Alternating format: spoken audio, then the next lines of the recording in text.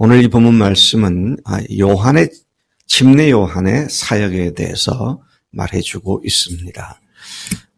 기자인 누가는 그가 기록하고 있는 예수님을 중심으로 하는 이야기들이 역사적인 사실임을 분명하게 하기 위해서 침례 요한이 사역을 시작한 정확한 시기를 다각적으로 밝히고 있습니다. 1절과 2절에 보면 시대는 어느 시대였느냐? 로마 황제 티베리우스가 즉위한 지 15년 되는 때입니다. 계산을 해보면 그렇게 되고요. 유대 총독은 빌라도였고 갈릴리 분봉왕은 헤롯이고 이두레와 드라곤의 지방 분봉왕은 빌립이고 아벨렌의 분봉왕은 구사니아고 그리고 특이하게 대제사장 안나스와 가야바가 통치하며 그 직임을 수행할 때라고 비교적 광범위한 지역에 걸쳐 누가 통치하던 시대였는지를 정확하게 밝히고 있습니다. 특히 왕들이 아닌 제사장의 이름을 안나스와 가야바가 대제사장 직임을 수행할 때였다. 그렇게 밝힘으로써 이방인이나 유대인이나 구분 없이 이것이 역사적으로 분명한 사건이라는 사실을 그들에게 밝혀주고 있습니다. 그리고 그때 하나님의 말씀이 빈들에 임했다. 침례 요한에게 임했던 말씀을 빈들에 임한 말씀이다. 그렇게 기록을 하고 있습니다. 그럼 우리가 우리에게 발생하고 있는 주님의 사건을 이야기할 때도 잘 확실히 역사적 사건임을 사람들이 알아들을 수 있도록 그렇게 잘 간증하는 것이 필요하다고 생각됩니다. 3절부터 6절까지에 보면 요한이 요단강 부근 각처에서 이사야의 글을 인용하여 곧 오실 그분을 영접할 수 있도록 죄 사함을 받게 하는 회개의 침례를 전파했습니다. 그러니까 요한의 사명이 뭐냐 그럴 때 회개의 침례를 전파하는 것이었다. 그렇게 말을 하죠. 바울이 나중에 에베소 지역에 갔을 때에 제자들이라고 하는 사람들이 한 10여 명이 있었는데 앞만 봐도 좀 이상해요. 열심은 대단한데 제자들이라고 하는데 좀 이상한 제자들이에요, 보니까. 그래서 이상하다. 그래서 그들에게 묻기를, 너희가, 침례를 받았느냐. 그러니까, 요한의 침례를 받았다. 성령을, 받을 때 침례를 받을 때 성령을 받았느냐. 아니다. 우리는 성령이 있다는 말조차 들은 적이 없다. 근데 이게 지금 침례 요한이 사역한 지로부터 바울이 에베소에서 제자들을 만났을 때까지를 이렇게 추적해 보면 한 30년 지난 때거든요. 30년 전에 센세이션을 일으키면서 광야에서 회개의 침례를 전파한 그 말을 믿고 그 말대로 쫓아서 살려고 애를 쓰는 사람들이 한 그룹이 있었다라는 것이죠. 참 이거 보면 대단한 사람들이다. 회개의 침례는 구원에 이르게 하는 것이지 구원을 보장하지는 않는데 회개의 침례라도 제대로 믿어야겠다. 이런 사람들이 하나의 분파를 이루고 있었다라는 것을 봅니다.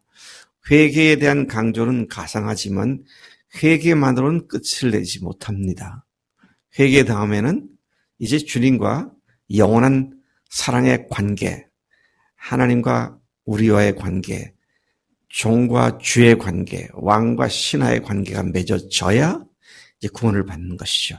그걸 가능케 하는 것은 십자가와 부활의 복음밖에 없는데 이거를 알지 못했던 사람들이었던 것을 봅니다. 어쨌든 다시 돌아가서 보면 그가 인용한 말씀은 이사야 40장에 나오는 말씀입니다. 그리고 마지막에는 50장에 나오는 말씀도 인용을 했습니다만은 거기에 이사야가 말하기를 광야에서 외치는 자의 소리가 있어 이르되 그렇게 말을 하고 있습니다.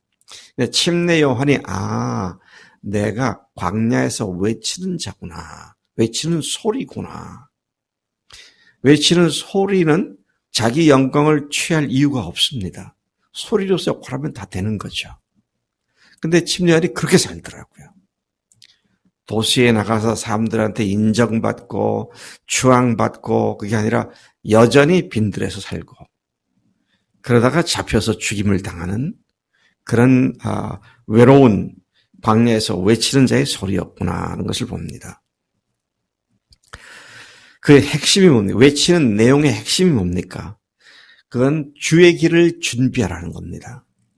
주의 길을 준비하라. 그의 오실 길을 곧게 하라. 그것이 침례연의 외치는 자의 소리의 핵심 내용입니다.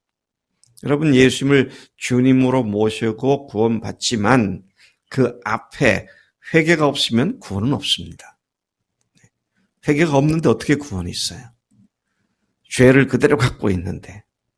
그래서 우리가 복음을 전할 때 이 회개의 중요성을 정말 철저히 강조하고 성령께서 그의 마음을 터치해 주셔서 회개하는 마음을 빈 마음을 가진 그 마음에 예수님이 주인으로 들어갈 수 있도록 우리가 침례 요한의 역할도 제대로 하면서 예수님을 제대로 소개하는 그런 일이 필요하다는 것이죠.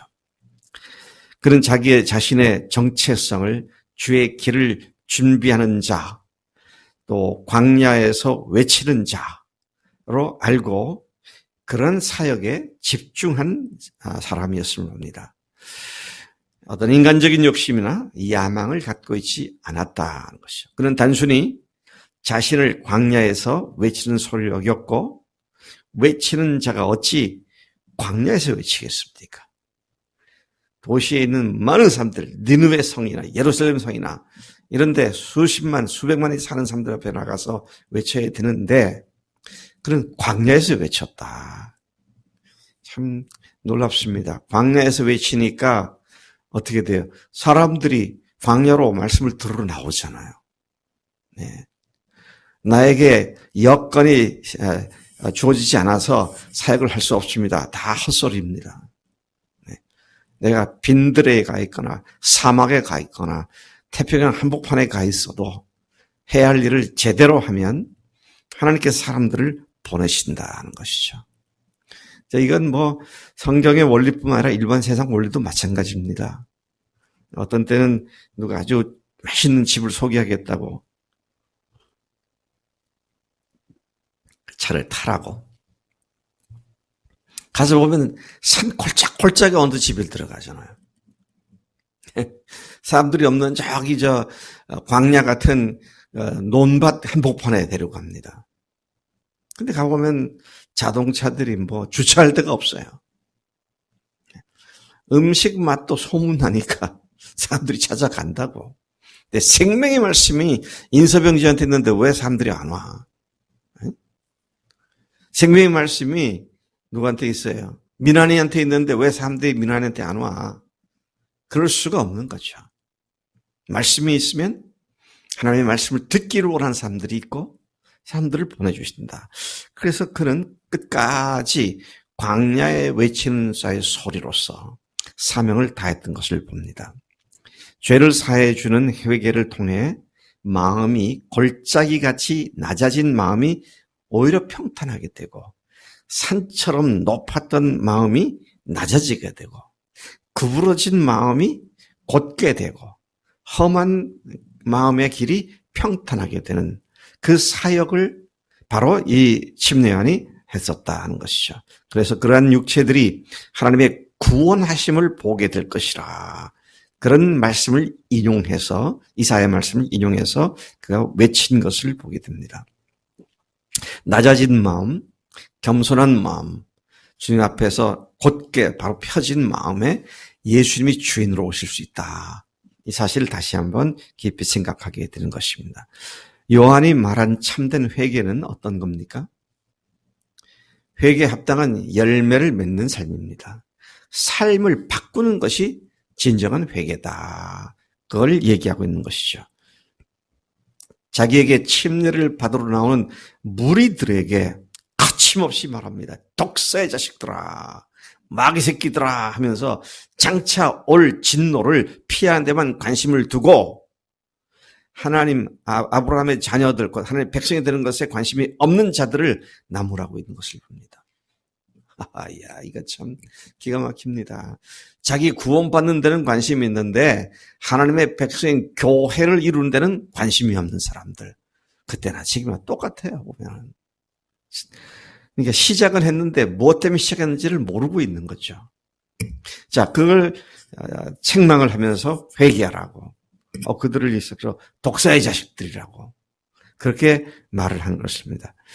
그는 회개에 합당한 열매를 맺고 아브라함의 자손이 되라고 강력하게 선포했습니다. 이미 하나님의 징계가 이르렀다는 말로 예수님의 오심이 곧 이루어진다는 사실을 예고하고 있습니다. 따라서 이제는 회개하고 합당한 삶으로 돌아가야 한다.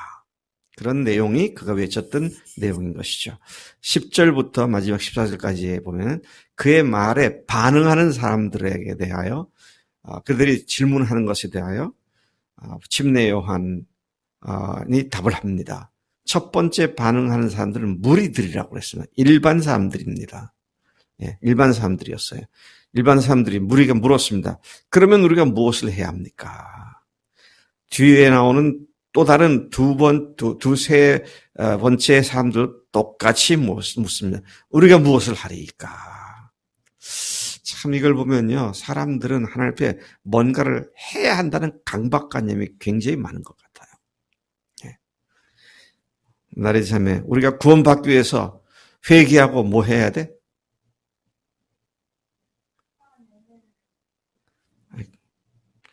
그건 회개하고 난 뒤에 그렇고, 회개한 뒤에 예수님을 주님으로 모시고 나면 뭐 해야, 뭘 해야 돼?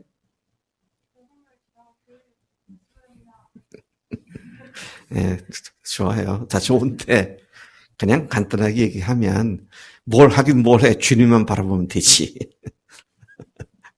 그러면 주님께서 알아서 시키시는 건데. 그러니까 우리는 뭘 해야 한다는 강박관념이 계속 있어요. 참 이런 면에서 참 조심해야겠다. 그런 생각을 하죠. 자, 그렇게 무리가 물으니까 너희들 가진 거, 입는 거, 없는 사람들에게 나눠줘라. 또, 뭐라고 말합니까? 세리들이 와서 또 묻습니다. 선생님이요, 우리는 무엇을 해야 합니까? 그러니까 주님께서, 야, 그거 집어쳐. 그 세리 해봐야 너 죄만 져. 하지 마. 그렇게 하지 않고 똑바로 살으라고 말합니다. 부과된 것 외에는 거두지 말라. 세 번째 반응한 사람들은 군인들이었습니다. 참 특이한 상황이라고 보는데, 군인들도 하는 얘기가 우리가 무엇을 하리까? 그래서 여러분, 주님 앞에서 이제 제발 관심을 뭘 하는데 두지 말고 우선 관심을 주님만 바라봅니다. 그러면 그 다음에 주님께서 시키시잖아요. 그럼 따라가면 되는 거예요, 그냥. 내가 뭘 쥐어 짜내가지고 이거 해야겠다, 저거 해야겠다, 그런 것이 아니다 하는 것이죠. 요한이 말을 합니다. 야, 너희들 군인들이 돼가지고 로마의 앞잡이가 돼가지고 그제 그만둬. 매국노들이 하는 짓이야. 그렇지 않고요. 뭐라고 하냐. 사람에게서 강탈하지 말며 거짓으로 고발하지 말고 받는 급료를 족한 줄로 알라. 무슨 직업이든지 직업에는 귀천이 없잖아요. 근데 똑바로 하라는 겁니다. 그걸. 포기하지 말고 그걸 똑바로 하면 된다. 그렇게 말씀하고 계시죠. 예수님을 주인으로 모신 일에 있어서 자신의 죄인됨을 철저히 인정하고 그분은 나를 사랑하셔서 나를 위해 죽으시고 부활하신 하나님이시라는 사실을, 예수님이 바로 하나님의 사실을 믿고 주인으로 모실 수 있도록 회개하고, 그리고 주인으로 모신 뒤에는 그분께서 말씀하신 대로 쫓아가면 침례 요한이 말한 바 똑바로 사는 삶이 되어지게 되는 줄로 믿습니다. 정말 내가 주님 앞에 회개한 자로서 예수님을 주인으로 모신 자로서 주인의 뜻에 순종하며 절대 복종하며 하나님께서 우리를 통해서 하시는 놀라운 일들을 우리도 스스로 놀라는 그런 복된 삶이 되기를 축복합니다. 하나님 아버지 감사합니다. 오늘 이 아침에도 저희들에게 침례 요한을 통하여 우리를 일깨워주시니 감사합니다.